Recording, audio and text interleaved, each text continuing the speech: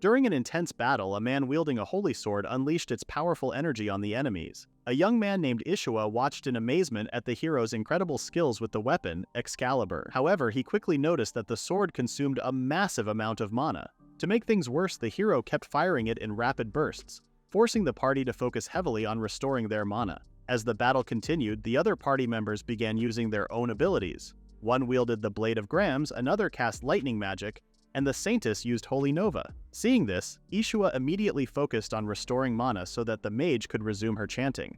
At the same time, he repaired the magic sword and used magic to heal and boost the Saintess with stat buffs. Once everyone's mana was fully replenished, Ishua urged the party to leave the mana management to him and focus on fighting with all their strength. However, a few days later, Ishua was shocked when the hero, Alan, suddenly banished him from the party. As a mana porter, Ishua was responsible for keeping the group's mana reserves steady, and he couldn't believe what he was hearing. Desperate, he reminded Alan that without his help, the party would quickly run out of mana. But Alan dismissed him coldly, claiming they had never run out of mana in the first place. Ishua tried to explain that it was his constant efforts that kept their mana balanced, but Alan accused him of lying. The real reason, however, was far more personal. Alan had grown jealous of the attention Ishua received from the women at the party. Despite viewing him as useless, Alan couldn't stand the competition. Declaring the decision final and supported by the entire party, Alan left Ishua stunned. He insisted that Ishua leave immediately, reminding him that, as a mere mana porter, he had no right to argue back. As Ishua left, he couldn't help but feel bitter about being exiled. It seemed unimaginable, especially in a party where mana flowed endlessly like a raging river. Despite being a mana porter who quietly kept the team running, Ishua was often overlooked. People like Alan, the hero, saw mana porters as failures because they couldn't cast spells themselves. The hero's party was made up of Alan, a sage, a saint, and an arcane swordmaster. Their powerful and flashy abilities used a lot of mana, and managing it carefully was crucial. Without Ishua, the party would need to be more cautious in future battles, and he worried about their safety. Still, if they no longer valued him, he had no choice but to leave. As Ishua walked away, he suddenly heard someone calling him senpai.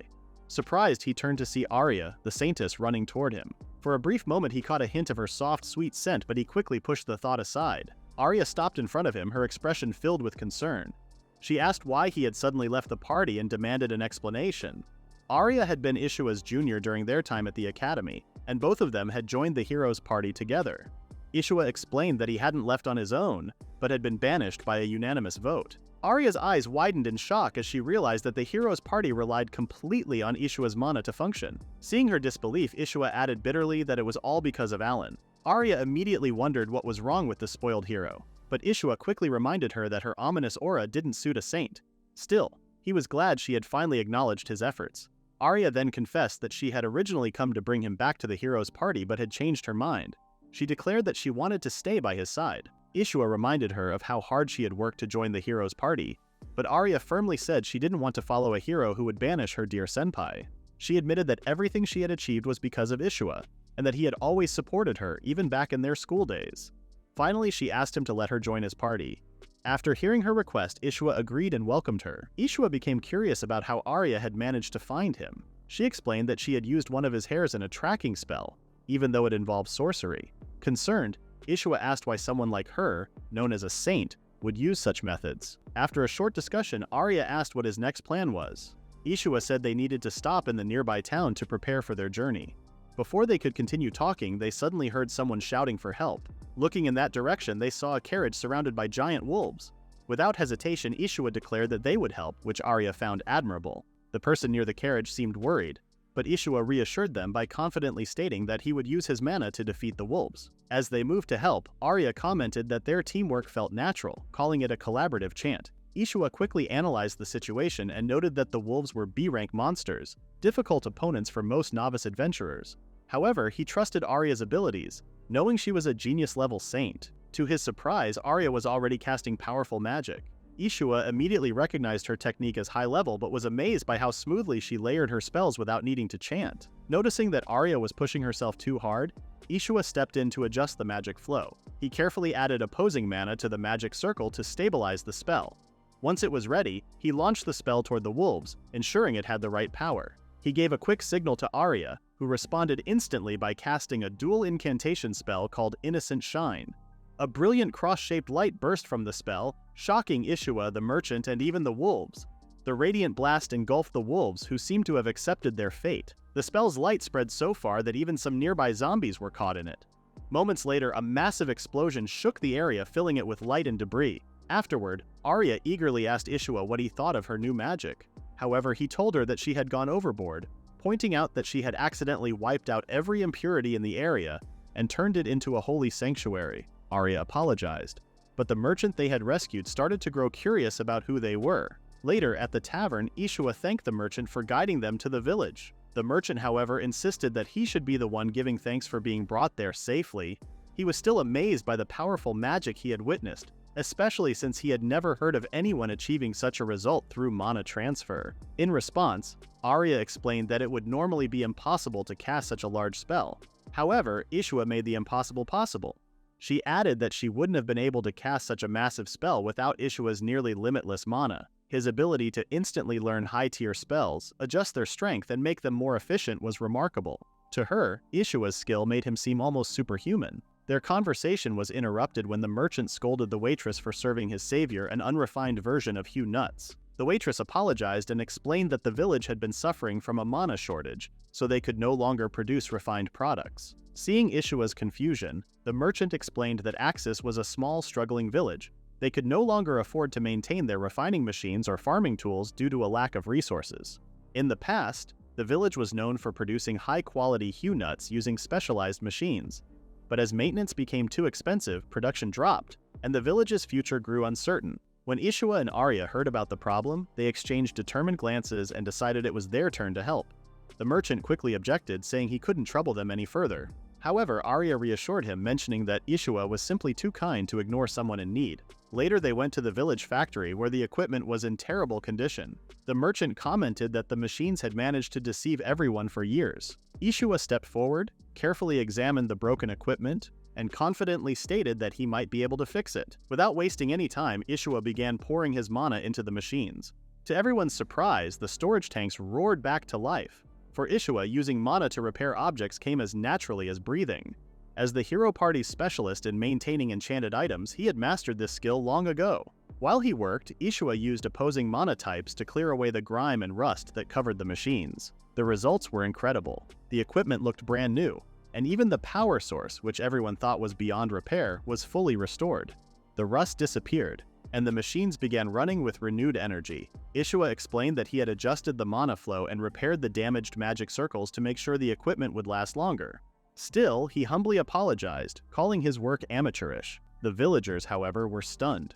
Only top engineers could restore such worn-out machines and fix complex magic systems. Ishua had done it alone and effortlessly, leaving everyone in awe. The merchant became curious about Ishua's identity and asked him who he really was. Ishua introduced himself as a simple mana porter, but the merchant remained doubtful. Turning to Arya, he asked if she was a powerful sorcerer, having seen her impressive magic earlier. Arya confidently confirmed her identity, adding that the church had officially recognized her as a saint. Seeing her embrace her title made Ishua feel happy. The merchant was shocked to learn she was a saint.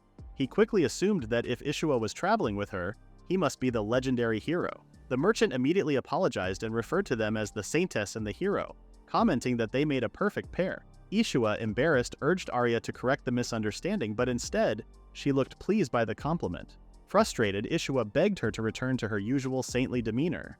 Despite his protests, the villagers gathered around, expressing their gratitude and suggesting a feast in his honor. Ishua tried to explain that they were mistaken, but the merchant waved off his words casually. Growing annoyed, Ishua snapped and told the merchant to stop pretending to understand him. One of the villagers then claimed she had seen many imposters pretending to be heroes, but Ishua seemed like the real thing. This made Ishua realize that no one was listening to him. Suddenly, Arya agreed with the villagers and declared that Ishua was her hero, leaving him stunned. Before he could process her words, something hit him out of nowhere. Arya smugly admitted that she was the one who hit him. When Ishua looked at her in confusion, he noticed she was drinking alcohol. Alarmed, he pleaded with the merchant to stop giving her drinks, saying she couldn't handle them. However, the merchant ignored him, kept calling Ishua a hero, and encouraged him to relax. Before long, Arya leaned toward Ishua as if she was about to kiss him. Panicking, Ishua tried to stop her, but the villagers kept handing him more drinks. Meanwhile, in another part of the land, the real hero, Alan, stood at the entrance of a dangerous dungeon. The sorcerer knight, Mathia, questioned why Alan would take on such a high-ranking dungeon without the full team. The Grand Sage, Liddell, also voiced her concerns, pointing out that Arya was missing as well. Alan, growing frustrated, shouted that no matter what he did to get rid of Ishua, everyone still focused on him. Furious, he called Ishua a useless fool and ordered the group to follow him without question. The women exchanged uneasy glances but reluctantly followed him. And so began the tale of Alan, a lone hero descending into darkness, and Ishua, the humble mana porter destined to rise as the true hero. In Axis Village, the villagers gathered to say goodbye to Ishua, honoring him as their hero. Even though he kept insisting he wasn't a hero, they still celebrated him for saving their village. Arya, standing by his side, found their farewell touching. She told Ishua that whether he accepted it or not, the people of Axis would always see him as their savior. As the time to leave approached, Arya asked where they would go next. Ishua replied that he planned to return the hero party license and start over as a new adventurer. With that goal in mind, they decided to head toward the growing town of Banished. Meanwhile, deep inside a dungeon, Alan faced wave after wave of monsters without much effort. He summoned his sword with ease and defeated the creatures quickly. As the battles continued, he began to question if the dungeon truly deserved its high rank, believing it manageable even without a mana porter or a saintess to assist them. For reference, dungeons around the world are ranked by the Adventurers Guild from E to S. E-ranked dungeons are meant for beginners, while A-ranked dungeons are dangerous enough to wipe out even veteran teams. Mathia, the magic swordsman, urged Alan to be careful with his mana, reminding him that Ishua wasn't around to help manage their resources. Liddell, the great sage, agreed and warned that without Arya, they couldn't afford to take unnecessary risks or suffer any injuries. However, Alan grew annoyed at the mention of Ishua and Arya. He remembered how he had banished Ishua from the party and how Arya had chosen to leave with him. Frustrated, Alan muttered that they were cowards for abandoning an A-rank dungeon and dismissed the concerns about mana shortages as unimportant. Mathia disagreed, reminding him of something Ishua used to say: "A good mana porter ensures the party never worries about running out of mana." Before she could say more, a monster suddenly attacked her. Mathia quickly killed the creature but warned that the attacks were becoming more frequent and relentless. Realizing the situation was getting more dangerous, Liddell and Alan joined her in fighting off the monsters. After defeating the latest wave of enemies, Alan proudly declared that their party was strong enough to handle any challenge. It didn't take long for Alan to notice something strange. He could see Mathia not using her magic sword and asked her about it. She admitted that without Ishua, she couldn't keep its power going for much longer. Liddell added that her own mana reserves were nearly empty as well. Despite their worries, Alan insisted they had to keep going as the hero's party. He summoned his holy sword, but the moment he did, he collapsed in pain, clutching his head. The others rushed to help him. Alan, groaning, explained that it felt like his skull was being crushed. Mathia quickly realized what was happening. Alan was dangerously low on mana. This was a shock to Alan, who had never experienced it before since his natural mana reserves were much higher than most people's. However, using the hero's holy sword skill consumed a massive amount of mana. Normally, Ishua would have kept this from happening, as the king had assigned him to their party to manage their mana flow. Breaking the heavy silence, Mathia asked if Alan could still stand. Before he could respond, a strong A-rank monster suddenly appeared. A lizard man. Just moments ago, they had been defeating enemies easily, but this creature radiated power and no longer saw them as threats. Fear overwhelmed Alan. He panicked and ran, shouting at Liddell to act as his shield. Liddell, however, stood her ground and reminded him that Mathia was still fighting. Alan ignored her, saying that the survival of a simple spellblade didn't matter as much as the hero's survival. He claimed that his safety was the most important thing for the party. Liddell was shocked by Alan's selfishness and moved away from him, feeling disgusted. When Alan demanded an explanation for her disobedience, she firmly told him that she could never leave her comrades who fought by her side. Alan no longer had the right to call himself a hero. Though she had no mana left, Liddell gathered her strength and used her willpower to land a powerful blow. Alan was shocked to see a sage using physical attacks. Seizing the chance, Mathia attacked with precise strikes, quickly decapitating the lizard man and cutting off its limbs.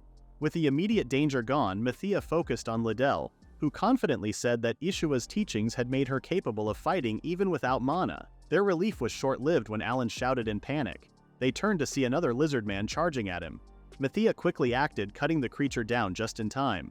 After the battle, Mathia coldly reminded Alan that they never abandoned their comrades, unlike him. She stressed their shared vow to always return home together, no matter the odds. The group finally made it out of the dungeon, tired but alive. As they walked, they reflected on the battle. Mathia admitted that it had been a long time since she relied only on her sword skills, blaming herself for depending too much on magic. Liddell tried to comfort her, saying that at least half of their group was skilled with swords, hinting at her natural talent. Alan, however, was less interested in reflecting. Instead, he questioned why they were smiling when they hadn't conquered the dungeon and had to retreat. He also expressed disbelief that Liddell, a sage, would use physical attacks with her staff, and that Mathia, a magic swordsman, fought with a dagger. Alan claimed he had defeated most of the enemies, and suggested their failure was due to their lack of skill, leaving both Mathia and Liddell stunned. Mathia, shocked, reminded him that he was the first to run out of mana. Alan brushed it off, blaming a headache for his poor performance. Annoyed, Mathia challenged him to wield the holy sword again to prove himself, but Liddell stepped in and stopped the argument. Mathia dropped the issue, though both she and Liddell gave Alan disdainful looks. Alan noticed but didn't fully understand why, and his frustration grew. Since it was getting dark, Mathia suggested they head to a nearby village to rest. Still angry over his companion's judgmental expressions, Alan grudgingly agreed. When they reached the village, a kind woman greeted them and welcomed them to Axis, which was known for its large nuts. Alan proudly introduced himself as a hero and explained their struggles in the dungeon, asking for directions to an inn. The woman's expression became curious as she mentioned another hero. Alan, confused by her tone, asked for clarification. She smiled and spoke fondly of Ishua, describing him as a humble, kind man who had saved the village. She also mentioned how charming Arya was. Alan froze as he realized that Ishua had already been to Axis, and in their eyes, he was the true hero. The woman's smile disappeared as she scolded Alan for bad-mouthing their beloved hero, Ishua. Unfazed, Alan angrily declared that Ishua was a liar who had been kicked out for being incompetent. This shocked Mathia and Liddell. Mathia narrowed her eyes and questioned Alan's claim that Ishua had left on his own. Ignoring her, Alan arrogantly turned to the villagers, demanding they take him to the best inn and give him all their potions and mana resources. The woman's mood grew colder as she asked if he had any money. Alan waved her off, accusing the villagers of trying to cheat him and saying it was their duty to help heroes. His words stunned the crowd, and Mathia quickly stepped in to explain that such help was only given in emergencies. Meanwhile, Liddell was worried about how quickly things were getting out of hand. The woman's voice grew louder as she accused Alan and his group of being frauds trying to trick the village. Alan's frustration grew as he insisted that Ishua was the real imposter. The woman calmly responded, saying that Ishua had refused any reward for his deeds, something Alan clearly lacked. Before Alan could respond, a villager threw an egg at him, hitting him in the face. More eggs and insults followed, with villagers calling Alan a fraud and criticizing him for disrespecting Ishua. In the middle of the chaos, Mathia pointed out that there was no stopping the villagers now, and Liddell said Alan was just facing the consequences of his actions. Cornered and humiliated, Alan shouted empty threats as he and the others retreated. Once they were safely out of the village, Mathia confronted Alan about Ishua's supposed banishment. Her voice was cold as she asked if Alan had lied to them. Alan defensively said he had only removed someone who was not good enough for a hero's party. Mathia scoffed, calling his reason ridiculous, while Lee spoke out against the injustice of exiling Ishua after all he had done for them. Mathia then said they couldn't possibly defeat a class of dungeon without Ishua.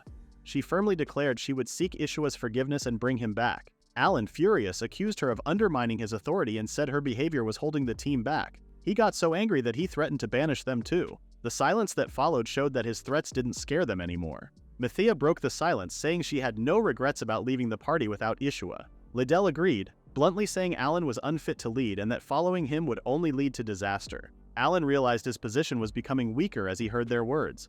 Losing his entire team would destroy his plans. In a last attempt, he reminded them of the favor he had done by letting them join his party, and asked them to get mana potions and prepare to try the A-ranked dungeon again.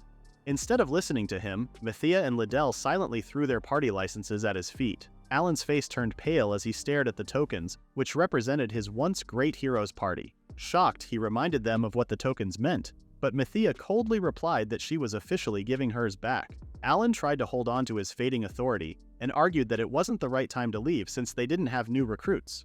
Desperately, he claimed he was the hero of the continent, but his words felt empty. Mathia and Liddell turned away, leaving Alan alone to face the weight of his mistakes and immaturity. Mathia and Liddell walked away from Alan without much concern, casually wishing him good luck as they left him behind, still upset. The two women exchanged a glance, and Mathia asked Liddell what their next move would be. Liddell, calm and collected, suggested that they find Ishua right away, mentioning that he had never abandoned them. She then revealed that she had gained detection skills and by chance had a strand of Ishua's hair. Mathia blinked and then admitted, a little embarrassed, that she also had a strand of Ishua's hair and had gained the same skill. She quickly brushed it off as a coincidence, but Liddell smirked and agreed it was just another coincidence. Together, they used their skills to find their destination, Knobbish Town. Meanwhile, Alan stayed in the forest, angry and frustrated. He kept reminding himself that he was the hero, but doubt began to creep in. How had things gone so wrong? He tried to comfort himself, thinking that Ishua was probably having trouble finding a new team, maybe even facing rejection. Alan imagined Ishua's happy tears when they would finally make up.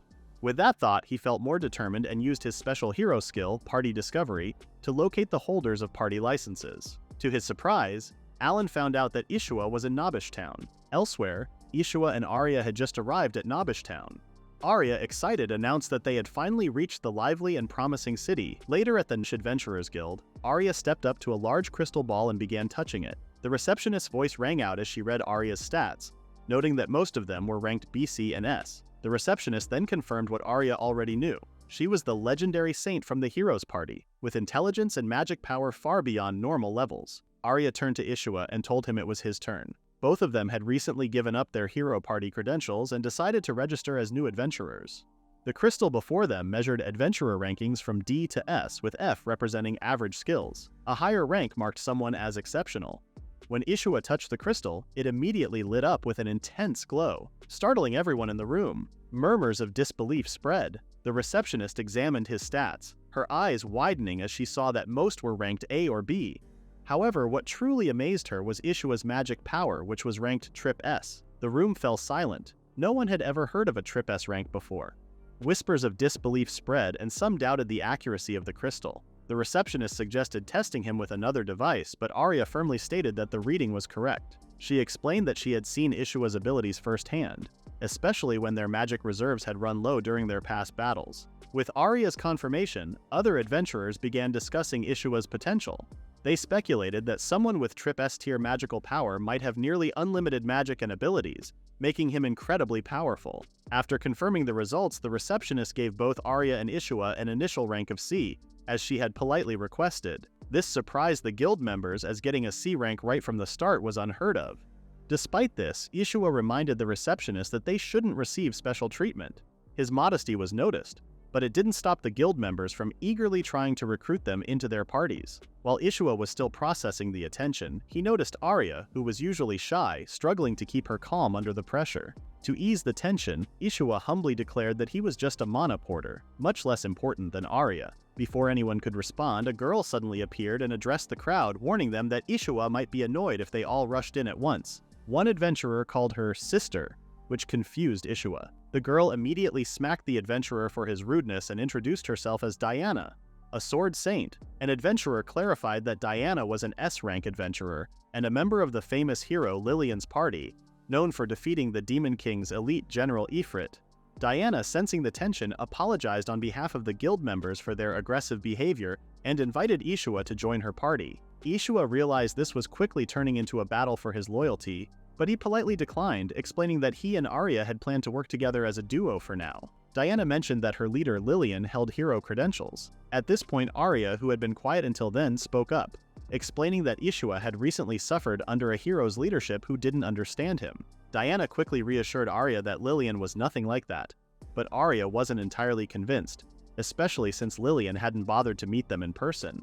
Diana tried to explain that there were reasons Lillian couldn't be there, but Arya remained skeptical. Seeing Diana's discomfort, Ishua clarified that Arya's concerns came from her care for him. He also admitted that Diana seemed trustworthy, and by extension, Lillian must be an impressive hero if Diana respected her so much. However, Ishua expressed his desire to stay with familiar faces for now, especially since he had just been cast out. Diana accepted his decision and apologized for the sudden offer, but couldn't help but act dramatically. She lamented failing in her mission to recruit for Lillian, which made Ishua feel guilty. Despite his initial hesitation, he could sense the strength and sincerity in Diana's demeanor, which reassured him that she was honest. If the timing had been different, Ishua might have gladly accepted her offer, especially since Lillian seemed like an incredible hero. But for now, Ishua felt it was better to stay with those he knew. Afterward, Diana went back to Lillian to report her failure. She found her leader deeply focused on magical training, which was so complex that even Diana, who didn't know much about magic, could tell it was advanced. After a while, Lillian finished her training and upon hearing Diana's report, simply shrugged, saying it couldn't be helped if Ishua had his own plan. She showed no signs of being upset. Diana listened to Lillian's calm words and couldn't help but think about her leader's strong discipline and natural heroism. Lillian had gained fame after defeating one of the 4 heavenly kings, but even with all her success, she stayed humble, a quality Diana always admired. However, Diana also knew that being a hero had taken away Lillian's youth, leaving her emotions dull. At least that's what Diana had thought, until Lillian suddenly started crying. The hero Lillian, who had always seemed so serious and composed, was now overwhelmed with emotion. Tearfully, Lillian questioned whether Ishua despised her. Diana was confused and didn't understand why Lillian was so upset by Ishua's actions. She tried to explain that Ishua and Arya had only suggested Lillian meet them in person, something Diana had always thought Lillian should consider. But Lillian, embarrassed, said she couldn't do something so humiliating. Diana then asked where Lillian had met her first love. Flustered, Lillian admitted that just knowing Ishua was in the same city made her an emotional wreck. Understanding how deeply Lillian felt, Diana gently suggested they follow Ishua and Arya on their quest, offering help when needed. Lillian's face brightened at the idea and she quickly agreed. Diana couldn't help but marvel at how much Lillian had changed. Her feelings were more open now, and she seemed more vulnerable. Love truly seemed to be in the air, and Diana secretly hoped this journey would lead to a beautiful moment for Lillian. The next day at the Adventurers Guild, Ishua was in a good mood, encouraging Arya as their big adventure began. However, their excitement quickly turned into chaos when adventurers started arguing and fighting over job postings. As they watched the commotion, Ishua commented that the place was a madhouse. Arya, though, was soon drawn to a table in the corner covered in job postings and asked the receptionist about them. The receptionist noticed their interest and asked if they were planning to accept any quests. Ishua nodded, but as he looked over the requests, he stopped, noticing what the tasks involved. The quests were varied, from fighting a horde of undead to repairing a power core filter, and even looking for a missing cat on 3rd Street. When Arya heard about the cat, she couldn't hold back a small sound of excitement. Ishua smiled and said that cats were good too, then decided that they would take all of the tasks. The receptionist seemed shocked and asked if they were sure, pointing out that these were the kinds of quests no one wanted. Ishua replied confidently that these were the kind of jobs they liked. The receptionist, still surprised, explained that these quests were usually ignored because the effort needed didn't match the rewards. Ishua, however, believed that the tasks seemed simple, especially the one about the lost cat. Ignoring the doubt, he took charge. Later, Ishua used his mana to summon all the cats in the area, and Arya watched in awe as dozens of cats appeared out of nowhere. Impressed, Arya asked how he did that. Ishua smiled and explained that cats were drawn to a certain wavelength, making the cat search perfect for mana porters. Arya, still amazed, realized that only Ishua could have done something like that, making the task of finding a lost cat seem far more impressive than it first appeared. Soon after, they found the missing cat from the request. Diana and Lillian, who had been quietly watching, saw what had happened, and Lillian asked how long it would take Ishua and Arya to find the cat. Diana, narrowing her eyes, replied that the task didn't rely on magic or sword skills, so it could take anywhere from a day to a lifetime. Lillian was impressed that Ishua and Arya only took 30 minutes. Later, when they took on another quest, Arya used her spell Holy Night Judgment to wipe out the undead horde. Ishua, watching the destruction, commented that Arya had really overdone it. Arya, clearly excited by casting such a powerful spell, beamed as they looked down from their vantage point. Diana and Lillian watched in shock as Arya destroyed over 100 undead in one strike. Normally, such feats require huge amounts of mana and a lot of preparation. Diana was amazed by the spell's power and wondered if Ishua had really provided that much mana himself. Lillian, still stunned, said that next time they would definitely step in to help. But before they could act, Ishua and Arya had already completed another task, filtering all 30 reactors. They even asked if they could claim their reward already. Lillian, feeling both shocked and impressed, couldn't believe how quickly they had finished. Before she could process what had just happened, a group of men approached and started scolding Ishua for taking the reactor filtering job. The reactor staff quickly explained that the men were from a rival company known for using threats to stop other crews from finishing their work. They were now planning to deal with Ishua and Arya forcefully. Seeing this, Lillian couldn't hide her excitement, and said it was finally their time to shine. But Ishua simply told the staff to step back and began calmly forming a plan. Realizing the situation, he knew that Arya's large-scale magic attacks were not an option since they were surrounded by power reactors, and the enemies were all human. Instead, Ishua decided to use a mana barrier. One of the thugs saw the barrier and questioned Ishua, but soon he grabbed his head in pain, clearly affected by the high-density mana around them. Ishua explained that he had created a mana ring field which boosted mana regeneration for those used to it, but for those not used to magic, it caused headaches and nausea. Despite this, one thug managed to stay standing and confronted Ishua. Ishua noticed the thug's strength and realized that this man wasn't just any thug, but likely a former adventurer hired for the job. So Ishua decided to neutralize him without causing harm. He cast mana overflow and the thug began vomiting violently. Diana, confused, asked what had happened. Lillian explained that Ishua had pumped the man full of mana, causing intense magic intoxication. The thug was knocked out cold. Diana, shocked, realized that Ishua had amplified the surrounding mana to launch an attack, a technique typically used for healing magic. This confirmed that Ishua's magic abilities were indeed as impressive as they had heard. On the other hand, Lillian, though impressed, was determined to save the day next time. But Diana, always observant, doubted that Ishua would rely on anyone else in a true moment of need. Meanwhile, just outside the busy city of Town, Alan had finally arrived. Back at the guild, Ishua greeted everyone with a cheerful good morning. The other adventurers quickly noticed him and commented on how he kept taking on difficult tasks despite his great power. The receptionist mentioned that Ishua had become very popular in just a few days. However, Ishua dismissed this, saying he was just taking on tasks that suited him. When a voice called out to him, Ishua turned around and saw it was Alan. Ishua asked why Alan was alone and where Liddell and Maia had gone. Alan responded that he had sent away the inept sage and the magic swordsman. Ishua was surprised because those two were very skilled. Alan ignored Ishua's reaction and said that the two were just F-rank adventurers stuck in a small town. He then offered Ishua and Arya the chance to join his heroic party again and reclaim their glory. But Ishua and Arya stayed silent. Frustrated by their lack of excitement, Alan asked why they weren't happy about it. The other adventurers started laughing, which caught Alan's attention. When he asked why they were laughing, one of them said they had heard the full story from Arya about the stupid hero who had kicked out Ishua of the party. Alan, confused, asked if the man knew who he was talking to. The adventurer calmly told Alan that Ishua wasn't an F rank. He was already a C rank. This left Alan stunned, as he knew that most newcomers started as E or F rank. The adventurers added that Ishua's fast rise was impressive, and that it was thanks to Alan kicking him out that such a big rookie had come to them. Angry, Alan asked why he had to put up with insults from what he saw as weak people. Just then, Ishua told him that he and Arya were doing well where they were, and had no intention of returning to the hero's party. If there was nothing else, he planned to leave. Alan was shocked by the rejection and humiliated by the adventurers' mocking. Not accepting it, he drew his sword ready to strike, but before he could, a strong voice told him to stop. Everyone turned to see Diana standing there. Alan asked why she was stopping him, but Diana quickly replied that no one could draw a weapon within the sacred walls of the guild. If he wanted to fight, he would have to go through her. She then asked if he was ready for that. Seeing her serious expression, Alan was intimidated.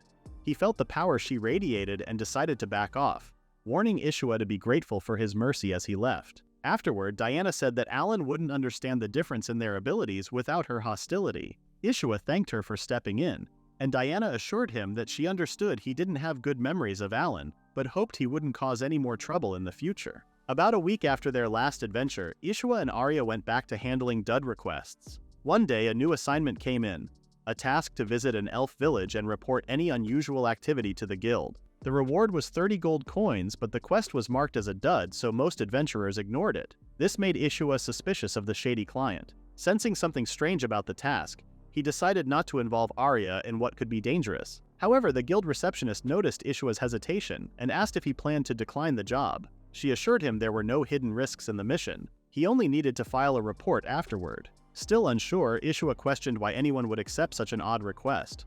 The receptionist admitted there might be more to it, and realizing she couldn't hide the truth, revealed that the guild had made this special request specifically for him. She explained that the guild wanted to offer him a special reward for handling dud assignments. Even with this explanation, Ishua was hesitant. It had only been a week since their last job, and he wasn't eager to jump into something strange again. Seeing his doubts, the receptionist reminded him of the offer and added that the task could be treated like a sightseeing trip. When Arya heard this, she quickly grew excited at the idea of traveling with Ishua on a relaxing trip. She encouraged him to take a break, saying they both needed it. Realizing how focused they had been on quests, Ishua saw that he had been dragging Arya along without giving her a proper rest. Finally, he agreed to take a break, making both Arya and the receptionist happy. Lillian asked Diana if she had heard that Ishua was heading to the elf village. After hearing this, Lillian decided it was time to start their plan to help Ishua and regain his trust. However, Diana couldn't help but think that while Lillian was known as a hero, her stealth skills seemed to be her greatest strength. Pushing that thought aside, Diana said that it was unlikely for Ishua and Arya to get into any trouble based on what she had observed. Lillian ignored her and went straight to the receptionist to ask for quests near the elf village. The receptionist suggested a mission to hunt down a mutated Ogre King, but it was an A-rank bounty, the most difficult mission available in their guild. Diana recognized the challenge, but Lillian confidently stated that they could handle it. The receptionist seemed to share their confidence. Hearing this, Diana decided there was no point in staying hidden forever, and hoped that this mission would help them make progress. 3 days later, Arya and Ishua were traveling toward the elf village. In the distance, they could already see the world tree, Yggdrasil. Arya marveled at how it was visible from so far away. Ishua explained that the tree had the power to purify harmful miasma, and had protected the elven lands for over 2,000 years. Arya then told him a story she had heard about how an angel planted miraculous seeds, which grew into the mighty tree. The tree purified the miasma that created monsters, and the elves settled around it, making the land safe to live in. Ishua noticed how fascinated Arya seemed by the story. She expressed her excitement to see the tree up close, but Ishua couldn't shake off a feeling of unease. He sensed something strange in the tree's mana flow, though he hoped it was just his imagination. Lillian and Diana found themselves caught in the middle of a brutal battle. Lillian grew frustrated as she realized they had lost sight of Ishua. In response, Diana pointed out that they had no other option because of the large number of monsters gathered at the base of the world tree. She struggled to catch her breath due to the thick miasma surrounding them. Noticing Diana's difficulty, Lillian used a high-level healing skill to purify the air, making it easier for Diana to breathe. Diana apologized for her weakness, but Lillian reassured her that it was just a simple purification spell. This made Diana wonder if the miasma was the cause of the monster's frenzy. She suggested they find their bounty target quickly. However, before they could make a move, a sudden attack forced them to defend themselves. Diana quickly shielded Lillian, and when they looked up, they saw the creature they had been hunting, the Ogre King. Diana, with a hint of sarcasm, called the Ogre King considerate for showing up in front of them. She launched an attack, confidently declaring that their mission was complete. But when their gazes locked, the Ogre King effortlessly knocked her back. Stunned by how ineffective her attack had been, Diana realized the creature was much stronger than expected. Lillian explained that some monsters could evolve by absorbing energy, and when they surpassed their natural limits, the process was called ascension. She believed the Ogre King had absorbed so much miasma that it had reached a catastrophic level of power. Realizing the danger, Diana signaled to Lillian, who immediately understood. Lillian activated her unique ability, a hero's power granted at birth. This ability allowed her to create a virtual realm that separated both allies and enemies from the outside world. Once inside the barrier, Diana gained an overwhelming advantage. Lillian called the realm a manifestation of her dreams and urged Diana to give it everything she had. Diana's sword began to glow as Lillian encouraged her to use her imagination to forge a mythical weapon capable of cutting through anything. Empowered by this, Diana raised her sword and struck the Ogre King, believing this would end the fight. However, the creature remained unfazed. To her shock, the Ogre King knocked her back with ease. Both Lillian and Diana were left stunned. They couldn't understand how their strongest move, which had once defeated even the 4 heavenly kings, had no effect. Lillian began to question whether the Ogre King's magical resistance exceeded anything she had imagined. Despite her doubts, she urged Diana to keep fighting while she still had energy left. Diana obeyed and continued to attack, but every strike was deflected without effort. Suddenly, the Ogre King retaliated with a powerful blow, sending Diana flying. Lillian watched in horror as her friend hit the ground hard. The creature advanced toward Lillian and she realized she couldn't afford to die. She had to fulfill her dream of becoming a hero and defeating the Dark Lord. As the Ogre King raised its weapon to strike, Lillian's attention was unexpectedly drawn elsewhere. She heard a familiar voice. Ishua's voice echoed in, calling out to Arya, urging them not to leave his side. Confused, Lillian couldn't understand how anyone had entered without permission. Yet, to her surprise, Ishua appeared alongside Arya inside the realm. When Lillian first began being a hero, many people called her a genius, and almost everyone wanted to be invited to her party. Despite this, some people were jealous of her and dismissed her talent, saying she was only lucky to be born with a hero skill. Others tried to trick her into trusting them, thinking it would be easy since she was just a child. The constant gossip and false praise made Lillian feel uneasy. She walked away from the noisy crowd, looking for a quiet place. While running outside the castle, she tripped and her teddy bear fell from her arms, landing in the dirt. Lillian stood up and grew sad when she saw her teddy bear covered in mud. Just as tears began to form in her eyes, someone approached her and asked if she was all right. It was Ishua, offering his hand to help her. Now, back in the present, Lillian stood face to face with the powerful Ogre King. Fear gripped her, but she refused to accept death. She hadn't yet repaid the kindness shown by that person from her past. Suddenly, she heard familiar voices calling her name, voices that belonged to Ishua and Arya. Lillian turned around and saw the two of them walking into her domain as if nothing dangerous was happening. Seeing Ishua left her confused and emotional. Noticing the threat, Ishua quickly stepped in and blocked the Ogre King's attack, saving her. He then turned to Lillian and asked if she was okay. However, Lillian couldn't form a proper response. She stammered, overwhelmed by the fact that Ishua, the person she admired so deeply, was holding her in his arms. Ishua looked closely at her and recognized her face. Memories of their meeting at the castle resurfaced, and he wondered why this girl knew his name. Meanwhile, Arya's voice echoed in the background as she tried to wake up the unconscious Diana. Confused by the situation, Ishua asked what had happened, but before anyone could explain, Lillian urgently asked how Ishua had entered her domain. A few hours earlier, while finishing off some undead, Arya complained that she hadn't seen the world tree up close. Ishua explained that they couldn't enter because security was strict, and only authorized people were allowed to visit. Arya argued that the travel guide mentioned it was open for tours. Before they could discuss it further, more undead appeared. Arya quickly wiped them out using her holy magic while continuing to complain about the elves not letting visitors in this time. As more undead showed up, Arya defeated them without much effort, taking out her frustration on the monsters. Ishua then pointed out how strange their situation was. Despite Arya handling the monsters on her own, all of them were A-ranked or higher. This made Ishua wonder if they had somehow entered the demon realm. After finishing off another wave of monsters, Arya asked if they were really just A-ranked. Ishua confirmed it, admitting that he didn't know how to handle his junior whose strength was growing so quickly.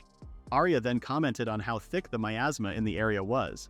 It was visible to the naked eye. Ishua decided to take action and activated a spell called Mana Link Field. A barrier formed around them, and Arya realized it was a technique that increased mana recovery. Ishua explained that it also filtered the air within its range. He agreed that something was definitely strange about the elf village and suggested they patrol the area to investigate further. With the high concentration of miasma, he concluded the area wasn't suitable for living. Although the dense forest blocked his view, Ishua wondered what was happening to the world tree. He recalled that it was supposed to be just a myth, but he couldn't shake the feeling that something real was going on.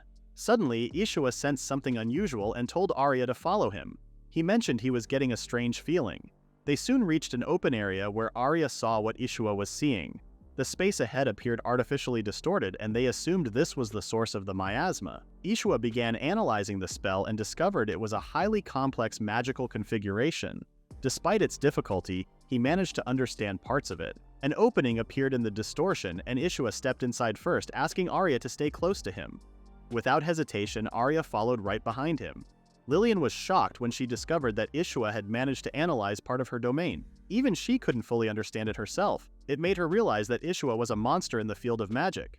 Confused, Ishua asked if the space they were in was Lillian's ability, rather than the source of the miasma. After seeing the scale of the magic, he began to grasp how powerful Lillian truly was. Their conversation was cut short when the mutated Ogre King attacked. They barely dodged in time. Ishua quickly noticed that the creature had mutated after absorbing large amounts of miasma, making it far more powerful than usual. Without wasting any time, Ishua restored Lillian's mana to full capacity. Lillian was stunned to see her mana completely replenished in an instant. Ishua then asked Arya about Diana's condition. By that point, Arya had finished treating her. The moment Diana woke up, she called out for Lillian. Arya was relieved to see her conscious again, but Diana was confused about why Arya and Ishua were inside the space. Arya explained that she couldn't purify the miasma Diana had inhaled. Ishua stepped in and used a spell called Clean to purify the miasma, and also fully restored Diana's mana. Diana was surprised by how light her body suddenly felt. Ishua then explained that miasma was a mix of curses and mana, and it could be neutralized by using opposing mana to cancel it out. Diana was shocked to learn that such a method existed. Ishua went on to explain that as a mana porter, he couldn't use direct magic attacks. Because of this, he had no choice but to study spell analysis, attribute combinations, and various techniques to avoid being seen as a low-tier job holder. Lillian kept fighting the mutated Ogre King. With her mana fully restored, she launched a series of spells at the monster. Ishua thought the scene was impressive. However, Lillian said she wasn't doing any real damage. She admitted the monster was a powerful enemy that she couldn't defeat. Even so, she felt happy to see Ishua one last time. She stepped in front of him, saying she would hold off the monster to give him time to escape. She made a vow on her pride as the hero. Ishua realized his guess had been right. Lillian was the hero he had heard about. Even though she shared the same title as Alan, she was willing to sacrifice herself to protect others. Ishua agreed that the mutated Ogre King was strong, but he believed it was something they could defeat together. Lillian was confused when she saw Ishua calmly walk toward the front. He then asked Arya to do what they usually did. Without hesitation, Arya cast 3 spells at once: Enhanced Sharpness, Party Recover, and Protection. Diana was surprised by how powerful the effects were. Ishua assured the group that he would handle the mana cost, and told the girls to use their skills without holding back. He added that Arya would keep casting healing and buff spells, but he warned them to watch out for any instant death attacks. Lillian remarked that she suddenly felt unstoppable. Diana, however, questioned if Ishua could really keep up with the massive mana consumption. In response, Ishua simply told them to go and finish off the mutated monster. Diana charged forward and slashed the monster with her sword, finally managing to wound it. Since Lillian had strengthened her, she believed her attack would work this time. Arya then cast Holy Nova at the monster. Although Diana was impressed by the strength of the spell, the monster only received a small scratch. She commented that the battle was going to take a long time. Ishua realized that mutated monsters were far stronger than normal ones, so he decided to take action. He began using a type of magic on the mutated Ogre King. Diana wondered what Ishua was doing, and Lillian explained that he was pouring holy mana into the creature. Ishua recalled that the monster had evolved by absorbing miasma, so he figured out the solution: to neutralize the miasma inside it. Diana suddenly realized it was the same method used to treat her own miasma infection. As Ishua continued his magic, the Ogre King's mutated form started to disappear. The monster soon returned to its original state as a normal Ogre King. Ishua told the group that they could take their time defeating it now that it was weakened. However, Diana disagreed. Seeing how weak the monster had become, she didn't think they needed to drag out the fight. Lillian agreed and cast another strengthening spell on Diana and her sword. Diana raised her sword, now glowing with immense power. Ishua was amazed by Lillian's abilities as a hero. Determined, Diana shouted that she would finish the Ogre King this time. With one powerful slash, she cut the monster in half, as if her sword were slicing through butter. After the battle, Diana thanked Ishua formally. She then tried to introduce Lillian, who was hiding behind her. Frustrated, Diana scolded Lillian for not greeting them properly. Blushing, Lillian finally introduced herself. Ishua mentioned that they had met in the castle before and admitted that he couldn't believe Lillian was actually a hero. Lillian felt touched that he remembered her. As he observed her, Ishua noticed that Lillian seemed more timid compared to Arya. Diana then brought up how unusual it was for the miasma to be so thick, especially this close to the World Tree. She suggested they return to the elf village to investigate. Ishua agreed, saying that having a hero with them would help explain the situation to the elves. However, when they arrived, they saw something shocking. The World Tree stood before them, its leaves falling. They could clearly see that the tree was dying. Everyone was shocked by the sight. Lillian told everyone to hurry and go to the elf village. Ishua expected the same reliable behavior from a hero. The group soon reached the entrance of the village, and the guard was surprised to see familiar faces. The hero introduced herself and said they had come to investigate the area around the elf village. The guard asked if she was the real hero this time. Ishua asked what she meant.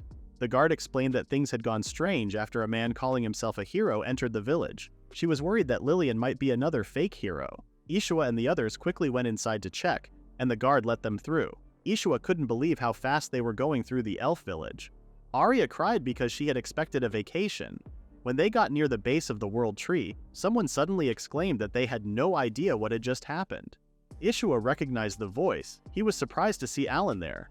Alan was holding his head like he couldn't believe what was happening. A few days ago, Alan met the king, who asked about his recent achievements. Alan couldn't believe he was being asked to report to the king when everyone else had left his party. He had been staying in Nabish until the king called for him, and he had no choice but to return to the capital. The minister suddenly spoke, assuming that the hero chosen by the king must have great accomplishments, like hero Lillian, who had almost defeated one of the 4 heavenly kings under the Demon King's command. The minister then asked Alan to give his report. Alan nervously stuttered and simply said that he had raised his level a little. The minister asked if that was all. Alan then mentioned he was currently conquering an A-ranked dungeon and would soon move on to an S-ranked one. The king, frustrated, told him to stop talking. He was tired of hearing the same reports and asked where Ishua was. He wanted to hear a more honest perspective on completing the dungeon. Alan couldn't believe the king mentioned Ishua's name. However, he was working alone since everyone else had left. Alan just said Ishua was sick, and the king grew worried. Alan reassured him not to worry, as Arya was there to help Ishua recover. Alan hoped to avoid more questions and decided to focus on producing results by the next report to make a better impression. The king gave Alan a cold look and decided to end the report. He then gave Alan an urgent request, telling him to discuss things with Ishua and move forward. Alan quickly traveled to the elf village to investigate the World Tree. He had heard from the report about mutated monsters in the area but didn't encounter any on his way. He asked a soldier if the mutated monsters were real. The soldier confirmed it based on the report and explained that the area had been closed off to others. Alan also heard that the up-and-coming hero Lillian had set off on a quest before the closure. The soldier mentioned that Lillian was a strong and beautiful woman. Alan replied that he had heard Lillian was a bit of a runt. Alan then started to think about finding the cause of the mutated monsters so he could fix his recent mistakes. He laughed, saying the rumors weren't true, and felt lucky. He smirked, thinking that Ishua made a mistake by not returning to his team. Alan reached the entrance to the elf village. The guard was surprised to see another human coming to visit. Alan wondered if Lillian was already inside. The elf asked who he was, and Alan introduced himself as the hero sent by the king to investigate. The guard questioned why a hero was alone. Alan asked her to let him in. The guard tried to stop him, but someone else told her to let him through. Chelsea, the elf queen, came out from the gates and introduced herself. Alan thought she was cute. Chelsea said they could no longer keep things hidden, and since they had no solution, they had to ask for help from humans. She told Alan to enter but warned him not to do anything strange, as the situation could cause major turmoil that might affect the world. Hearing this, Alan wondered if it was that serious, and if he could handle it alone. However, he remembered the king's warning about his lack of accomplishments. For now, he decided to listen to the elves, and if things got worse, he would find a way to escape. Inside the village, Alan saw how gloomy the atmosphere was and began to wonder if there was a serious problem. He then asked Chelsea if Lillian or any other heroes had been there before him. Chelsea said that Alan was the only one so far since the area had been off limits. Alan thought about meeting Lillian first. He remembered how the minister had talked about Lillian's recent achievements. But this was Alan's only chance to prove himself and get the king's attention. Just then, they arrived at the World Tree. Alan, who had been deep in thought a moment before, finally saw it up close. It was huge. As he looked around, he noticed some of the roots were rotting. Chelsea explained that the World Tree was losing its vitality, but the miasma purification seemed to be working as expected. Alan realized this was why the monsters in the area were becoming more violent. If things kept going like this, the entire region would be uninhabitable. The situation was too big for Alan to handle on his own. Chelsea asked if Alan could handle the problem. Alan decided to make up an excuse to leave. He said he was only there for an initial investigation. However, Alan remembered the rude words of the king and his minister. He decided to do something about the elves' issue with the World Tree. Since he had said it, there was no turning back, and it was also a chance to fix his reputation. Chelsea asked if he could really do something about the World Tree, and Alan reminded her that he was a hero. He thought that casting a little healing magic might help. Seeing how confident Alan was, Chelsea said she had high expectations of him. Since the elves from Project Yggdrasil couldn't fix the problem, Alan was surprised to learn that a specialized team was working on the World Tree. He realized that simple healing magic wouldn't work, so he decided to use the resurrection spell. He was confident in it because it could heal even life-threatening injuries. Since he usually left the healing to Arya, he had never had the chance to show his secret ability to the others. Nothing happened, and the roots remained rotten. Chelsea asked if Alan was joking since his basic healing couldn't possibly help the World Tree. Alan said it was just a preparation. Noticing the miasma around, Alan wondered if the tree's condition was unusual. He continued using his healing spells, but nothing worked. The elves began talking among themselves, questioning whether someone who called themselves a hero could really do anything. Alan, frustrated, wanted to get some results to report to the king. As he looked around, he spotted a root that was bulging more than the others. He thought it might be discolored because of the miasma it had absorbed. Alan realized that was the root of the problem, and pulled out his sword. He said his show was over, and it was time to prove what he could do as a hero. Chelsea, worried, asked what Alan was trying to do. Alan told her to stay quiet and watch. He then activated his holy sword and slashed the root. The elves stood in silence. Alan smiled, thinking he had solved the problem. Chelsea got angry and asked Alan if he had lost his mind. Alan asked what she meant. He said he had just removed the source of the miasma, the root where most of it was growing. Suddenly, more miasma appeared and started spreading through the World Tree. Alan was shocked and asked why the miasma was spreading on the trunk.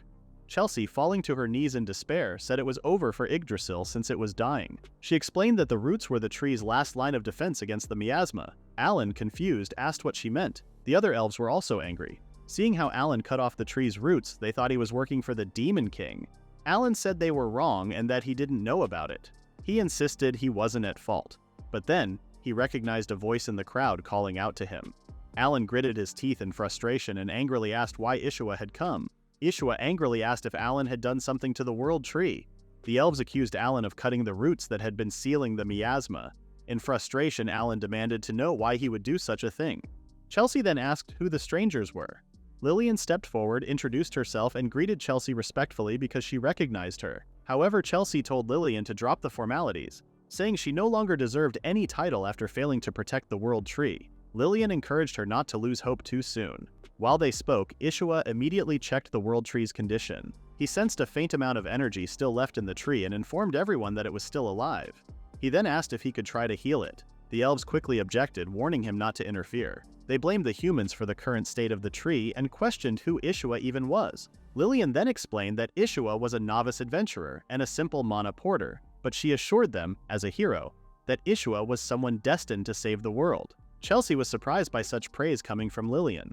She turned to Ishua, who stood with a determined expression. After a moment of thought, Chelsea allowed him to help the World Tree, saying they had no other choice. She believed it was better to try something than to sit by and watch Yggdrasil die. She also ordered that Alan be captured immediately. Alan called out to Ishua, asking for his help, but Ishua ignored him. He focused instead on the heavy task before him. As he tried to sense the tree's mana, he noticed that the energy wasn't flowing properly. The miasma had severely blocked the mana's circulation, and simply removing the miasma wouldn't be enough to ensure the World Tree's survival. Ishua decided to deal with the miasma that Alan had released first. He created a magic circle called a mana hole. The elves were shocked to see the strange, distorted circle, especially when it began to suck in the miasma. Ishua explained that this was the only method he could use aside from tapping into dark mana. The spell was something he used to drain mana from monsters. Without stopping, Ishua created more mana holes around the World Tree. Then, he asked Lillian to create the same magic circle above the tree in an area with strong miasma, since he couldn't fly. Lillian froze for a moment when she heard him call her name, almost panicking. Still, she quickly flew up and copied his spell. The circle was simple to make, but she was amazed by how well Ishua controlled his mana. As the mana holes continued to pull in the miasma, the elves felt hopeful. They were impressed by this method, which none of them had known before. Chelsea, curious about Ishua's true identity, asked who he really was. Ishua simply replied that he was a mana porter. Then he asked Lillian to keep going. Suddenly, the elf guard from earlier came running in with a worried expression. Chelsea, seeing the panic on his face, asked what was wrong just when they were beginning to see hope for the World Tree. The guard reported that the village was being overrun by monsters. Hearing this, Chelsea realized it was a monster stampede. Lillian guessed that the sudden outbreak was caused by the World Tree no longer filtering the miasma properly. Ishua knew the situation had gotten worse, but he couldn't stop his work on the World Tree. He and Lillian couldn't afford to leave. Diana, seeing the trouble, said she was relieved that she and Arya wouldn't be useless. Ishua apologized to them and asked the two to hold off the monsters until the World Tree was healed. The gates opened, and Diana and Arya stepped out to face the wave of monsters flooding the pathway. The elves, positioned in the forests, shot down those emerging from the trees. Diana and Arya focused on the monsters advancing along the road. Arya launched the first attack with her Holy Nova, piercing through several enemies at once. Even without Ishua's mana to support her, Arya performed as expected from a Saintess. The elves delivered boxes of potions to the two girls. Although the supply was small, Arya thanked them for the help. She cast 2 layers of protective buffs on Diana and warned her to be careful, explaining she couldn't maintain them for long without Ishua's presence.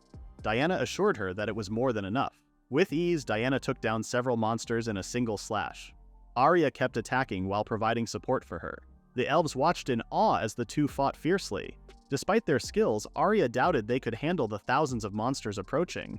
Meanwhile, Ishua and Lillian continued creating mana holes to absorb the miasma spreading from the World Tree. Ishua hoped Arya and Diana were managing to hold the front lines. Back on the battlefield, Diana began to struggle. The endless waves of monsters wore her down and she got injured. Arya quickly healed her, and Diana resumed fighting, though exhaustion was setting in. Arya pointed out that their potions had run out, and the air around them was becoming heavier with miasma. The elves on the walls were also struggling to keep monsters from climbing up. Even so, Diana pushed herself to keep defending the village, determined to hold the line until the World Tree recovered. At that moment, an elf reported to Chelsea that the monsters had reached the walls and would soon break through their defenses. Chelsea asked about the evacuation status, and another elf confirmed that villagers were leaving through the back exits. She glanced at the World Tree and saw that the miasma was steadily being absorbed, but it was clear the monsters would reach them before the process was complete. Chelsea gave a firm order to those still able to fight, telling them to take up arms. She then requested her bow and arrows. The elves tried to stop their queen from joining the battle, but Chelsea stood her ground, ready to defend her people. Meanwhile, Ishua could already feel mana steadily flowing through the World Tree. He just needed a little more time to complete the process. Meanwhile, at the front lines, Diana was injured again. Arya tried to heal her with magic, but the lack of mana caused a sudden headache, making her unable to continue. Diana ordered the others to take Arya to the back for safety. However, Diana herself was in no condition to keep fighting. Her injuries had piled up, and more monsters were closing in on them. She noticed that the walls on both sides were on the verge of collapsing. Despite the exhaustion, she raised her sword again, determined to keep fighting. She found it hard to believe that a sword saint like her had prepared to face death twice in a single day. If she survived, she decided to go back to training immediately. Suddenly, Diana heard two voices talking about her situation. When she looked up, she saw two girls falling from the sky. The first girl landed in a powerful pose, and with her magic sword Gram, she wiped out a large number of monsters in a single strike. The second girl held her staff high and unleashed lightning magic, burning the remaining monsters to ashes. Diana stood in shock, wondering who these girls were and where they had come from. Arya, however, recognized them right away. They were Liddell, the Great Sage, and Maia, the Magic Swordswoman. A few weeks ago, Alan had an argument with the girls. He proudly claimed that he would be famous across the world as the continent's hero. Maia questioned if that would really happen, while Liddell looked forward to seeing Alan's future accomplishments. After that, the two girls left. Later, Maia and Liddell decided to go to Nabish to follow Ishua. However, along the way, they came across a carriage being attacked by monsters. Maia suggested they should at least make sure the highways were safe before continuing. Liddell, on the other hand, wanted to reach Nabish as quickly as possible. Still, they couldn't just ignore people in danger, especially after what Ishua had done. Besides, they both felt frustrated and needed a way to let it out. Not long after, Liddell noticed they were heading in the opposite direction of Nabish. Maia explained that they should first escort the people they rescued to safety.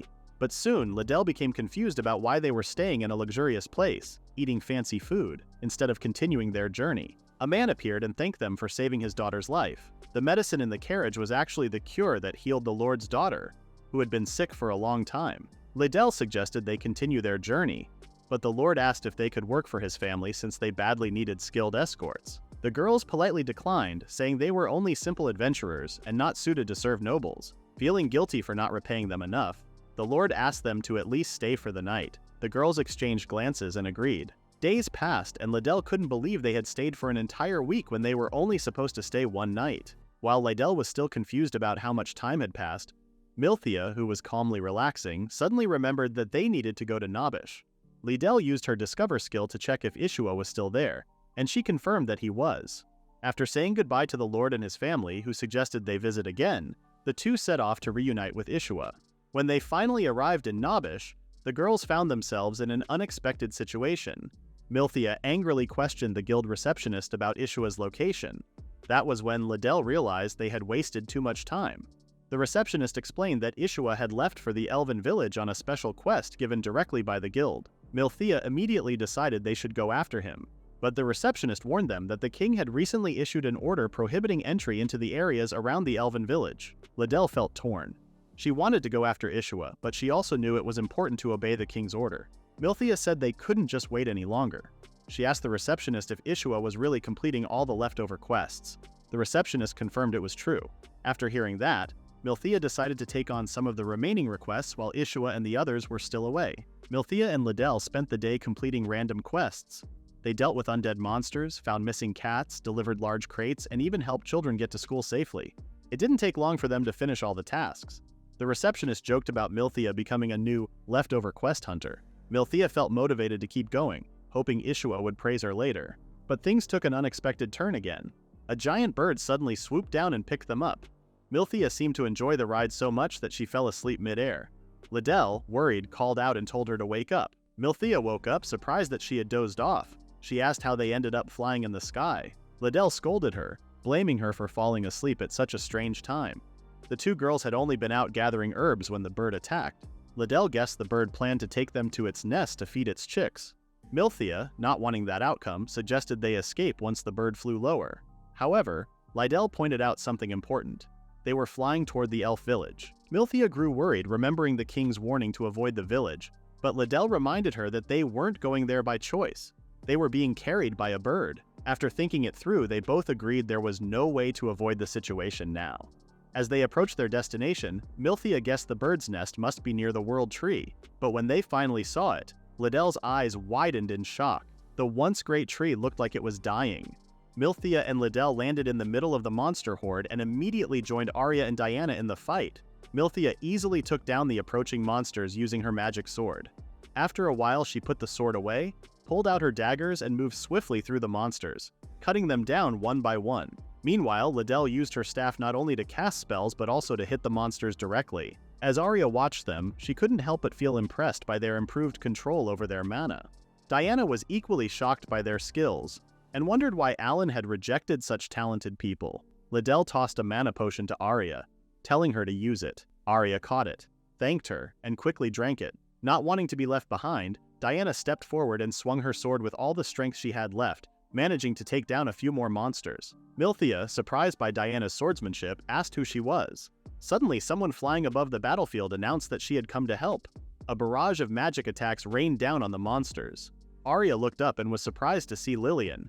Hearing the name, Milthea guessed that she must be the hero who had recently defeated one of the 4 heavenly kings. Lillian explained that the mana holes were already set up, and that Ishua was pouring mana into the world tree to fully neutralize the miasma. She told the group to hold out a little longer. Arya trusted her words and believed in the others as they continued to hold off the monsters. In her heart, she prayed for the success of her beloved senior. A while ago, while Lillian and Ishua were setting up mana holes around the world tree, Chelsea and the elves noticed that the falling leaves had slowed down. Ishua explained that the mana holes were enough and that the miasma's erosion should stop soon. He then asked Lillian to assist the others and the young hero left. Ishua stayed behind to treat the world tree by neutralizing the remaining miasma. He poured opposing mana into the tree to restore its damaged circulation. The elves were amazed that Ishua kept supplying mana to the world tree, even after creating many magic circles. Chelsea realized that Ishua had more mana than she, the queen of the elves, possessed. If he maintained this effort and kept sending his mana, it would spread throughout the tree without stressing its branches and leaves. Chelsea found herself admiring Ishua's abilities. Ishua sensed the mana flowing through the tree and held on a little longer. Soon the leaves stopped falling and the elves celebrated. New leaves began growing quickly, and its natural regenerative functions were restored. The world tree had come back to life. Overcome with joy, Chelsea cried as she felt the tree thriving again. Meanwhile, at the front lines, the girls fought fiercely against the monsters. They noticed the miasma beginning to fade. From above, Lillian confirmed that the leaves had stopped falling and that the world tree's purification was complete. Diana, leading the charge, encouraged the group to keep fighting just a little longer. The monsters suddenly stopped attacking, leaving Milthea confused by the unexpected sight. Then the creatures turned away from the girls and walked off as if nothing had happened. Liddell explained that the monsters had weakened after the world tree's purification ability was restored. Arya asked if they had managed to save the dying world tree. Diana assumed they had and raised her sword, proudly announcing their successful defense. At the same time, Chelsea admitted she didn't know how to thank Ishua. He told her to wait while he finished something. With one final spell, Ishua raised his arms and created a magic circle in front of him. He sent it toward the world tree's trunk, causing layers of magic circles to appear around the massive tree. Chelsea asked what he had done. Ishua explained that the magic circles were stores of light-based mana, meant to help if the purification ability ever became overloaded again. Chelsea was amazed that Ishua went to such lengths for the elves. Arya and the other girls returned to the scene. Arya hugged Ishua and he thanked Diana and Lillian for defending the place. However, he was surprised to see Liddell and Milthea with them. Milthea hugged Ishua, saying she had missed him. Liddell called Milthea unfair for hugging him first, just like how Arya did it. Ishua couldn't believe the two had come to help. Milthea said it was natural to help if it was for Ishua. Liddell revealed that a bird had led them to the area, and Milthea was shocked that she shared their secret. Chelsea then stepped forward and declared that Ishua was the true savior who had descended to their village. However, she believed it wasn't just Ishua but also the girls who played a role. She called them a great team. Ishua said they weren't a team and had only met by chance. Chelsea, impressed by their coordination, thought they had been working together for years. She expressed her gratitude, noting that not only their village but the entire region had been saved. She then announced the beginning of a festival. That night, the elves brought out food and drinks for a celebration and cheered for their heroes. They celebrated their village and gave the best hospitality to their saviors. Chelsea said she was already prepared for the world tree to die, even if the fake hero hadn't dealt the final blow. Ishua wondered how much the queen of the elves, who protected the world tree, was carrying. Chelsea then bowed and told Ishua to ask her for anything when needed. Ishua told her to stop bowing and said the great festival was enough. Chelsea couldn't believe how selfless Ishua was. Just then, Ishua flinched when he heard a familiar, drunken voice. Arya was completely drunk from the fruit wine the elves had served. Ishua couldn't believe he had let his guard down. The elves cheered as Arya drank more wine. Ishua warned her about the high alcohol content, but Arya proudly said that a saintess like her could easily purify the drunkenness. Ishua asked why she was drunk then. Arya quickly changed the subject and asked Ishua to drink with her while clinging to him. As Ishua tried to get away from Arya, he heard another voice nearby. Lillian complained that her feelings weren't reaching Ishua. Diana angrily asked how Lillian had been allowed to drink. Lillian suddenly became sad and said she was a weak hero that Ishua probably hated. She tried to fly away, but Diana stopped her. Ishua could see how chaotic their table was. Diana looked at him, and without saying anything, they both understood they were in the same situation, dealing with their troublesome drunk teammates. The night continued with the two drunk women being just as noisy as the festival itself. The next morning, Ishua said goodbye to Chelsea and the elves. Alan, who was locked in a carriage, asked why he was being treated like this when he was supposed to be the hero. The elves disagreed, calling him a fake hero who had tried to destroy their village. Milthea complained that Alan was in a fancy cage and suggested they break his legs instead. Ishua explained that they needed to report to the king, but Alan tried to escape. He blamed Ishua for taking away his mana in the first place. Ishua then said they would go to Nabish first, then head to the royal capital. Chelsea hoped they would return soon. Ishua said the festival had been fun and promised to visit again. With that, Ishua and the girls went back to the town of Nabish. Soon after, the guild receptionist saw a group of people entering the building. She was relieved to see Ishua unharmed and back with the others. She apologized in advance for the terrible events that had taken place in the elf village. Ishua assured her they were safe and mentioned he had a report to deliver. The receptionist was shocked to hear about the world tree deteriorating, which had caused the monsters in the region to become more aggressive. On top of that, the group had defeated an S-ranked mutated Ogre King and also restored the world tree. Curious, she asked who Ishua really was. Ishua claimed he was just an ordinary monoporter, but the girls shaking their heads back and forth suggested otherwise. The receptionist couldn't believe how a quest that was meant as a gesture of gratitude toward Ishua had turned into something so significant. She suggested increasing the reward, but Ishua insisted that the 30 gold coins were enough since, in his words, he hadn't done much. The receptionist found it hard to believe that someone with such heroic accomplishments could be so humble. Meanwhile, Arya worried that Ishua might see her efforts as simple and unimportant. The Ishua's quest was marked as a success. The receptionist called Lillian over and marked her quest as completed as well. She mentioned wanting to see the rising hero Lillian team up with the SSS-ranked magic user Ishua. Suddenly, someone outside shouted to be let go. The receptionist was shocked to hear that hero Alan had been caged. Alan claimed that his team members' achievements were also his, but the other adventurers reminded him that he had already banished them. They were angry at him for nearly starting a war with the elves. Ishua wondered if it would be better to leave the cage outside the city, but Milthea argued that Alan should be made miserable since he had abandoned her in an A-ranked dungeon. Liddell realized that Milthea had been holding a grudge the entire time. Ishua then reminded everyone that they needed to return to the royal capital to report to the king. When they arrived, the king was pleased to see them.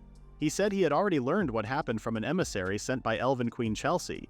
He then asked why Alan had gone to the elves on his own. Alan hesitated to explain, so Arya spoke up, revealing that Alan had kicked Ishua out of the hero party and that the others left because they doubted him. The king, angry, asked Alan if he had really banished Ishua. When Alan tried to silence Arya, the king firmly redirected the question to him. The king then asked Ishua if it was true, and Ishua confirmed it. He explained that Alan had claimed he wasn't needed since his only role was to provide mana. The king called this reasoning foolish. He pointed out that while the holy sword skill was unique to Alan, it was Ishua's wisdom and mana that had supported the party. Milthea added that Alan had lied to them, saying Ishua left on his own, and forced them to conquer an A-ranked dungeon. Liddell then revealed that Alan had tried to sacrifice Milthea when things went wrong. The king realized that Alan had already been working alone when he was assigned to investigate the world tree. In other words, Alan had lied to the king. When Alan tried to explain himself, the minister declared that there was no need for further discussion. He announced that Alan's title as a hero would be taken away. Alan protested, insisting that he could redeem himself. He asked Ishua to rejoin his party and pleaded with everyone to return and start over together. His words and behavior shocked everyone, seeming childish and desperate. Arya responded calmly, saying it would be fine for Alan. She added that if he truly deserved the title of hero, he could succeed as an adventurer. The other girls noticed that, despite Arya's calm smile, a dark aura seemed to surround her. Alan began sweating nervously and asked if they really expected him to start over as an adventurer. The king clarified that Alan was misunderstanding the situation. His hero title was revoked because he had shown no improvement in his performance. Furthermore, he had almost caused a crisis that could have damaged the kingdom's relationship with the elves. On top of that, he had tried to flee without fulfilling his obligation to report the entire incident. He also gave the king false reports, all of which were serious offenses. Because of these actions, the king declared that Alan would be marked as a criminal and would carry that label for the rest of his life. Alan shouted that he wasn't a criminal and called the decision unfair. However, soldiers grabbed him and dragged him out of the throne room as he continued to deny the accusations. The king turned his attention to Ishua and praised him for handling the crisis well. He asked Ishua to let him know if he had any wishes. Ishua humbly replied that he was not deserving of such praise and that he had already received rewards from the guild. The ministers suggested granting Ishua a domain and a noble title, and the king agreed it was a good idea. Ishua was shocked at the thought of becoming an aristocrat. Arya commented that it was rare for a commoner to become a noble, making it an amazing opportunity. Despite this, Ishua thanked the king but declined the noble title, saying he was honored but would only accept the king's appreciation. The girls were surprised that Ishua refused such an offer. He explained that while he was grateful, he was an adventurer at heart. He wanted to keep striving for greater heights and enjoyed traveling with Arya and the others. The king, though surprised, acknowledged Ishua's choice and recognized him as an adventurer. He wished Ishua the best in his future endeavors. After that, Ishua and the girls left the castle. Meanwhile, Deanne asked Lillian about her plans and if they would travel together.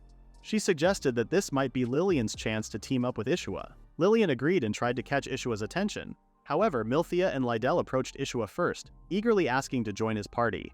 Their enthusiasm left Lillian speechless, and Diane could only shake her head. Ishua was puzzled about why two sought-after individuals like Milthea and Liddell would want to join him. The girls told him they admired his kindness and believed he would one day make history. Ishua modestly said they were exaggerating but happily accepted their offer to join his party. Diana gave Lillian a gentle push to take her chance. At first, Lillian stammered, but then managed to express her desire to join Ishua's party. Ishua and the others were surprised and silent. Diana joked that it sounded like a child asking to join a game. Ishua was shocked that even Lillian wanted to join him, especially since she already had a strong reputation after defeating Ifrit. He pointed out that Lillian's reputation was good enough for her to pick her own team members. Diana questioned Ishua's comment, saying that during their time in the Elven village she realized one thing: it wasn't easy to gather such talented people. She clarified that she was referring to everyone else in the group. Ishua and Arya exchanged glances. Arya then agreed that Lillian was an incredible hero, much better than Alan. She stated that she was willing to join Lillian's team. Liddell and Milthea nodded in agreement with her decision. Ishua understood their feelings. He knelt down with the other girls and formally asked Lillian if the four of them could join her hero's party. Lillian was shocked because the situation had completely turned around. She had originally wanted to join Ishua's party. Ishua explained that the hero should always be the leader of a hero's party, and that it was the natural choice. Lillian, feeling overwhelmed, panicked and asked Diana what she should do. Diana told her to accept Ishua's decision and go along with it, with Ishua, the overpowered monoporter, Arya, the saintess, Milthea, the magic swordsman, Liddell, the great sage, Diana, the sword saint, and Lillian, the hero. A new heroes party was officially formed. Meanwhile, in the Demon King's castle, Ifrit suggested moving their forces to the front lines. Undine, another of the Heavenly Kings, called him foolish and reminded him that this strategy was why he was defeated by a hero. Ifrit countered by pointing out that Undine's plan to destroy the World Tree had also failed. Sylphie, another Heavenly King, urged them to calm down. She defended the plan to send a large amount of miasma to rot the Yggdrasil, saying it was a good idea. Gnome, the last of the Heavenly Kings, expressed his disappointment that his subspecies of Ogre King had been defeated by a young hero. They also discussed how powerful Ishua was. The Demon King wondered if it was really possible for a human to neutralize the miasma and heal the dying World Tree. The Heavenly Kings confirmed it was true. Undine explained that Ishua had an enormous amount of mana and exceptional control over it. They all agreed it was troubling that Ishua had teamed up with Lillian. Ifrit proposed attacking with brute force, but when Undine tried to dismiss the idea as foolish, the Demon King surprisingly agreed with Ifrit. Everyone in the room was confused. The Demon King explained that while they needed to fight head-on, they couldn't afford to waste their strength. Instead, he suggested making another human hero fight against Ishua's party. Undine began to understand the Demon King's plan. He snapped his fingers and a screen appeared in front of them.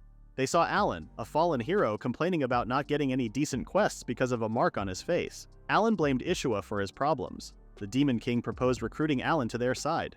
Soon after, Ishua relaxed in a carriage reading a book. Lillian called his attention to let him know they were almost at Amadea's territory. Diana reminded Lillian to speak casually with Ishua since they were not teammates. Lillian said she had forgotten. Ishua reassured her that it was fine, as Liddell and Milthea also wouldn't stick to formalities around him. It had been a week since the new hero party was formed. Their first mission was to deliver the White Dew elixir to Amadea's territory. Ishua learned that Milthea and Liddell had already met the Lord of Amadea. Milthea explained that they had helped a previous carriage carrying the elixir while they were on their way to Nabish. Liddell added that they decided to escort the carriage to the Lord's mansion.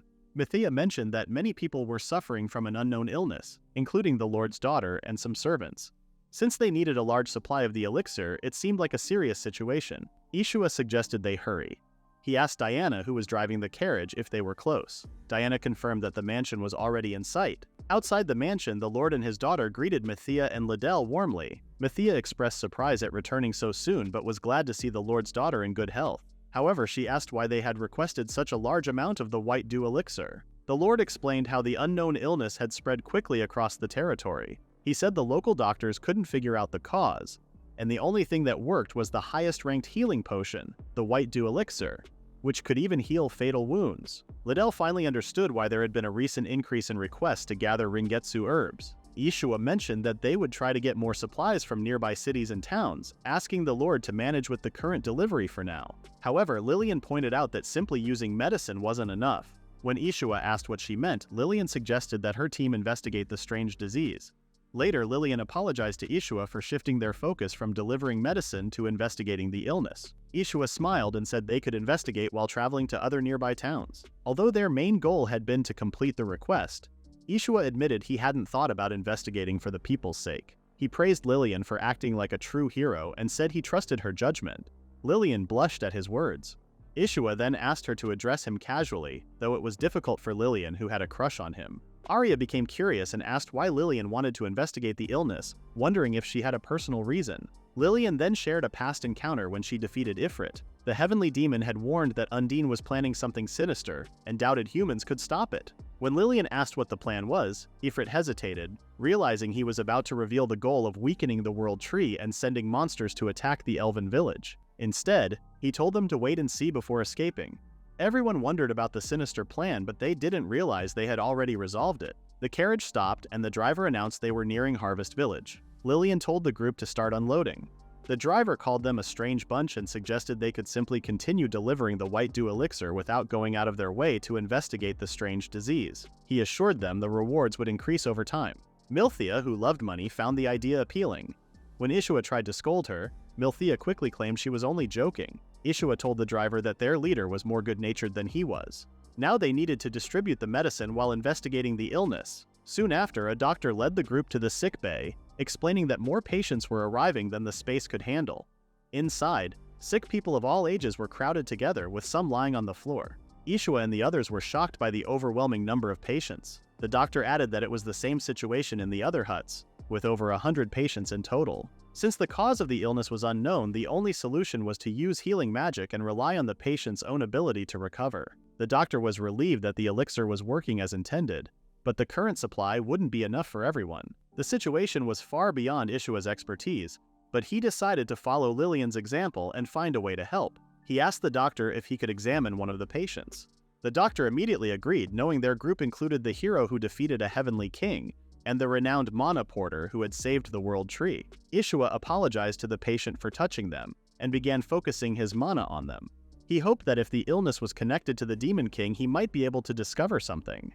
Ishua noticed something unusual, and the doctor asked what it was. Ishua explained that the patient's mana balance was disrupted, which was causing the illness. The doctor asked for clarification, and Ishua elaborated that the patient had a low amount of dark mana. While individual differences existed, all creatures typically had a balanced amount of mana for each attribute. The doctor found it hard to believe that Ishua could determine a person's mana balance just by touch. Ishua then concentrated and worked to balance the patient's mana. Within seconds, the patient's complexion improved. Ishua assured everyone that balancing the mana would heal the patient quickly. The patient's mother was relieved and hugged her son. The doctor then remembered that the white dew elixir primarily helped balance mana in the body. He realized it could only ease symptoms but not provide a complete cure. Ishua confirmed that another patient showed similar symptoms and offered to help. The doctor was skeptical that Ishua not only detected mana imbalances but also adjusted them according to each person's needs. Ishua told Arya he would handle the patients. In response, Arya used her holy magic to reduce the pain of the other patients until Ishua could treat them. She announced she would cast healing spells over the entire clinic. The doctor was astonished by the scale of her magic and couldn't believe he was witnessing the abilities of a hero's party. Liddell suggested bringing out the elixirs. When Lillian heard that dark mana was involved, her curiosity grew.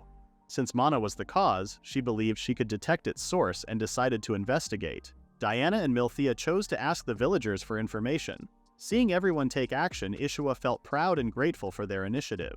Determined, he resolved to give his best effort too. The villagers hurried around, preparing the rest of the medicine. Ishua and Arya came out of the clinic hut looking tired and stressed. A villager asked if something bad had happened. Ishua said there was a problem, which made the villager think the disease was incurable. Ishua explained that he had told those who were healed to rest, but they all got up and followed him. Arya praised Ishua for his hard work and he returned the compliment. Suddenly, the villagers began shouting about a miracle. They said Ishua, who had saved the world tree, had also saved their village. They felt proud to witness what they believed was a historic moment. Ishua said they were exaggerating and reminded them that he wasn't the only one who saved the world tree. Lillian returned just in time. Ishua asked if she had found anything, and Lillian said she had discovered an important clue. The villagers cheered after hearing this and called Ishua and Lillian an unstoppable team. They chanted their names in celebration. Ishua tried to correct them, saying he wasn't the leader and that everyone else had helped, but even the others joined in the cheering. Frustrated, he raised his voice and asked everyone to calm down. Outside the village, a group of men with criminal marks appeared. They said it was time to target Harvest Village. They called over their newest member for his first job. The leader told the newcomer to sell fake medicine to the village, knowing they were dealing with an illness. The newcomer, Alan, asked why he had to do it and complained about the medicine's harmful side effects. The leader laughed and told Alan to accept his life as a criminal, saying he had no other choice now. That is the end of the recap at Chapter 11. Please read the pinned comment about the next part.